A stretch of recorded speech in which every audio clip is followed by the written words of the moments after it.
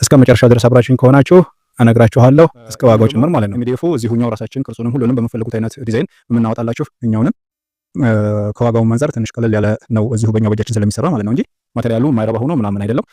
ከዛ እንግዲህ ይሄንን ከመቃን ውጪ ቁልፉንና ማጠፊያዎችን እነዚህን አብረን ገጥመን ሌሎች ደግሞ እንደነዚህ አይነት ስትሪቾችን ዙሪያውን እንትን ብለን ወስደን እዛው ቦታው ላይ ስለወደድኩ የምነግራችሁ ምንድነው በቃ ሳይዛችሁን እንደዚህ ተመጣጣኝ በሮች ብታረጉት፣ ሌላው ደግሞ የበራችሁን ከፍታ አነሰ ከተባለ እንደ 2 ሜትር ከ50 እንደዚህ ደግሞ ድፍን ከሆነ 2 ሜትር ከ20 ድረስ ብታረጉት አሪፍ ነው። ከዛ ባያንስ ማለት ረዘም የሚመስል በር ቀጠነ በር ረዘም የሚመስል ውበት ነው።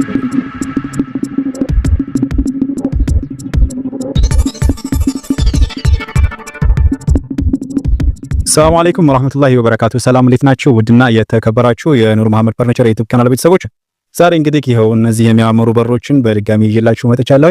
እስከ መጨረሻው ድረስ አብራችሁኝ ከሆናችሁ ዛሬም ለየት ያሉ ስለ በሮች ማብራሪያ ይዤላችሁ እመጣለሁ ከባለፈው በተረፈ ማለት ነው። እና ኢንሻአላህ እንግዲህ እነዚህን 1 2 3 4 በሮችን ዛሬ ከመቃን ውጪ ነው ይዤላችሁ የመጣሁት። ከመቃን ውጪ ስታዙ ምን አይነት ትዕዛዞችን ማዘዝ እንዳለባችሁ እንዲሁም ደግሞ ስታሰሩ በምን አይነት ማቴሪያል ማሰራት እንዳለባችሁ ያንንም ዝርዝር አድርጌ ነው የማሳያችሁ። ከዛ በተረፈ ደግሞ መቃኖቹን ላያቸው ላይ ያስመጥታችሁ ቅድሚያ ከዛ በኋላ ነውና በር የምታዙት። እነዛም በሮች ስታስገጥሙ በምን አይነት መልኩ ብታስገጥሙት የተሻለ እንደሚሆን እኛ ስንሰራ እንዴት አድርገን እንደምንሰራላችሁ እስከ መጨረሻው ድረስ አብራችሁን ከሆናችሁ እነግራችኋለሁ እስከ ዋጋው ጭምር ማለት ነው። እና እንግዲህ ዛሬ እነዚህን 4 በሮች የእህታችን በር ጨፋሮ ቤት ከተማ ላይ ወስደን የምንገጥመው ነው።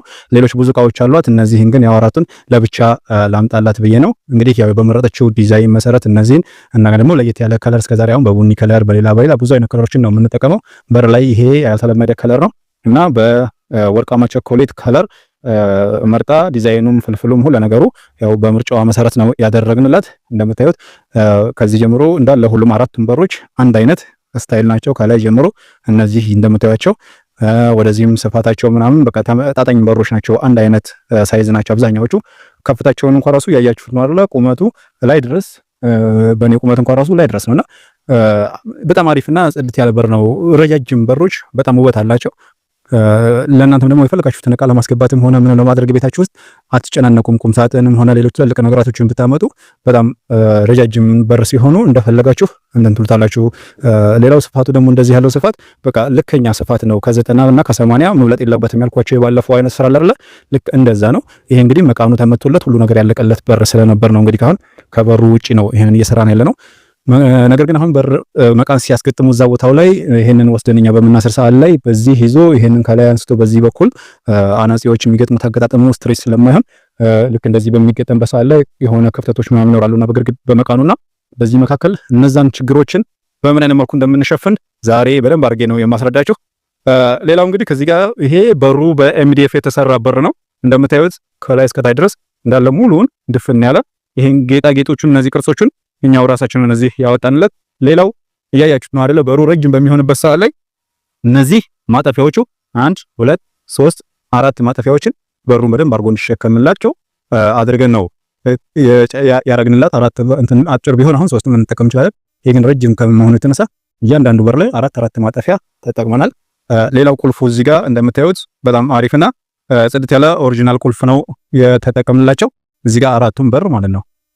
ማጠፊያዎቹም እንደዚህ ሁሉም ላይ እንደምታዩቸው እና እንግዲህ አሁን ምንድነው እዚህ ጋር በሩን ስንገጥም እዛ ጋር መቃን አናጺዎች ሲመቱ የቤቱን ውሃ ልኩን ጠብቀው አይደለም ስትሬቱን ጠብቀው አይደለም እና የሚመቱት ቤቱን ተከትለው ሊሄዱ ይችላሉና የዛኔ መቃኖቹን ስንገጥም ስኳድራ ይሄ ልክ እንደዚህ እንደምታዩት ስኳድራነቱን እዛ በሩ ላይ ገጥም ይችላልና ምንድነው የምናደርገው ሳይዝ ስንለካ በትንሽኛው ሳይዝ ነው። ለምሳሌ ከላይ ስንለካ 90 ከመጣ እዚህ አካባቢ ስንለካ 88 ወይ 89 ከመጣ እዚህ አካባቢ ላይ ስንለካ ደግሞ በ91 ምንም ከመጣ በየትኛው ነው የምንይዘው? መካከል ላይ ያለው ዝቅ ካለ ዝቅተኛው ሳይዝ ላይ ማለት ነው። ከታችም ከሆነ ዝቅ ያለው ሳይዝ ዝቅ ባለው ሳይዝ። ከቁመትም በኩል ልክ እንደዚህ ስንለካ በዛና በዚህ ስንለካ ወደ ላይ ያለው ለምሳሌ 2 ሜትር ከ50 በዚህ በኩል ቢሆን በዚህ በኩል ያለው ደግሞ 2 ሜትር ከ48 ምናምን ቢሆን በየትኛው ሳይዝ እንይዛለን ማለት ነው? በ2 ሜትር ከ48 በኩል ባለው ነው የምንይዘው። ይሄን የምነግራችሁ ሌላ ጊዜ እንኳን በራችሁን ስታስለቁ እንዴት አድርጋችሁ ማስለካት እንዳለባችሁና ሳይዙን ደግሞ ልትይዙት የሚገባው የትኛውን እንደሆነ እንድታውቁት በማለት ነውና ስትለኩ በዚህና በዚህ ከለካችሁ በኋላ እንደገና ወደዚህም ጎኑን ከላይ ከታች ወገብ ላይ ከለካችሁ በኋላ የምትይዙት ዝቅተኛውን ሳይዝ ነው። ምክንያቱም ዝቅተኛው ሳይዝ ከተሰራ ሌላው በምን ይደረጋል? ክፍተቶችን በመድፈን ይቻላል በሌላ ሲስተም ማለት ነው። ነገር ግን በሩ በትልቀኛው ሳይዝ ከያዛችሁት እነዛ ጠባቦቹ ቦታ ላይ ምን ይመጣል? ረቡኝ ወይም ደግሞ ንቀሉኝ የሚባል ነገር ስለሚኖር ጅምሰም ያለቁ ቤቶች ወይም ደግሞ ሁሉ ነገራቸው ተጠናቆ ያለቀ ቤት ከሆነ ያንን ነገር ስንነካካው ምን ይሆናል? እንደገና ወደ ኋላ ስራ ይጎታቸዋል ይመልስባቸዋልና ማለት ነው። ስለዚህ እነዛን ክፍተቶች አሁን ስንገጥም የሚፈጠሩ ክፍተቶች ካሉ በምንድነው የምንሸፍናቸው? በእነዚህ ማለት ነው። እነዚህን እንግዲህ ካሁን ያዘጋጀናቸው ለዚሁ ብለን ነው። እነዚህ ማቴሪያሎች እያንዳንዳቸውን በሩ ከተገጠመ በኋላ እዚህ ጋር ያያችሁት ነው አለ መቃኑ ላይ ዙሪያውን እንደዚህ እንደ ፍሬም ማገጃና መታልታል። በሩ ሲመጣ ወደ ውስጥ ራሱ አልፎ እንዳይሄድ እነዚህ መቃኑ ላይ የሚመቱ ናቸው። በራሱ ከለር ነው የቀባንላቸው። እንደዚህ አድርገን ዙሪያውን ከላይም ከጎንና ከጎን ለአራቱም በሮች ነው ያዘጋጀነው። እነዚህን መጠቀም እንችላለን። በዛ አይነት መልኩ እያደረግን እንሸፍንላችኋለን ማለት ነው ክፍተቶችን። ከዛ በተረፈ እንግዲህ ሳይዞቹ እንዴት መመልካት እንዳለባችሁ ነግሬያችኋለሁ። ነገር ግን ከምንምና ከማንም በላይ ቤት በምታሰሩ ሰዓት ላይ የወጪ ጉዳይ የአቅም ጉዳይ ካልሆነ በስተቀር መቃኖችን ቀድማችሁ ስታስመጡ አነስ ያሉ ወይም ደግሞ ነቅላችሁ ልትጥሏቸው የምትችሉ ቀጠን ያሉ መቃኖች እንደነዚህ ውፍረት ያላቸው ሆነው ሰፋ ስፋታቸው ከ15 ከፍ ያለ ባለ 20 ባለ 18 የሚባሉ አሉ። የሀገር ውስጥ ጣውላዎችን ብትጠቀሙ ልክ በሩን ጭቃው ከተመረገ በኋላ በሩን ስታስገጥሙ ምን ታደርጋላችሁ? እነዛን ይነቀሉና በባለ አውስትራሊያ መቃን በሐሪፉ ጽድት አድርጎ አብሮ ከበሩ ጋር ቢገጠም ለቤታችሁ ውበት በጣም አሪፍ ነው። እኛ እንደዚህ በሩን ተጨንቀና ተጠበን ሰርተን ነገር ግን እዛ ቦታው ላይ ስንሄድ መቃኑ ሌላ ከለር ይሄ ሌላ ከለር ይሆናል። ያ እንግዲህ ምንም ማድረግ አይቻልም። ያው የሰዎቹ የአቅም ጉዳይ ሊሆን ይችላል። ቀድሞ ባለማወቅም ደግሞ የተሰራ ስህተት ሊሆን ስለሚችል ያንን አልፈናል። ከዚህ በኋላ ግን አዲስ በር ስታሰሩ ወይም ደግሞ አዲስ ቤት ለምትሰሩ ሰዎች ይሄንን አይነት መንገድ ብትከተሉ በጣም አሪፍ ነው። ባለፈው አሁን ያሳየኋችሁ እዚሁ ኬሚሴ ከተማ ላይ የገጠም ነው ቡኒ ከለር በጥቁር ቡኒ ከለር የገጠምኩት በር አለ አይደል? አሁን ያን በር ልጅቱ እንዳጋጣሚ ሆነ የሰራችው በቀጫጭኖቹ መቃኖች ነበር። እነዛም መቃኖች ነቃቅል ናቸው። ማጣበያ የሚፈልጉ ቦታዎች ላይ ብቻ እየተው ናቸው ማለት ነው። ከዛ ምን አደረግን? ዙሪያውን የራሳችንን መቃን አብረ የተሰራውን ወስደን እዛ ቦታው ላይ ገጣጠምን። ዙሪያውን ከዛ ያለ ክፍተቶችን በጭቃ ተመረገ። ጅምሰምን ብታሰራው ዝም ብላ አስለስናም ብታስመርገው ብታስቀባው ጽድት ያለ በር ይሆናል ማለት ነው። እንደዛ ሲሆንና በሩም መቃኑም አንድ አይነት ከለር እንዲሆንላችሁ እና ልክ እንደዚህ በዩቲዩብ ላይ አንዳንድ ትልቅ ቡልኬት ቤቶች ላይ ምናምን የምታዩትን አይነት በር እንዲሰራላችሁ የምትፈልጉ ከሆነ በዛ አይነት ሲስተም ብትጠቀሙ የተሻለ ነው። ኢንሻአላህ እንግዲህ ዛሬ የእህታችንን እቃ ወደ ጭፋሮ ቤት ይዘነው የምንሄደው በር ነው ይሄ አራቱ በር። እንግዲህ ሌሎች እቃዎች አሏት፣ አልጋ፣ ቁም ሳጥን፣ ክችን ካቢኔት ሁሉም አለ።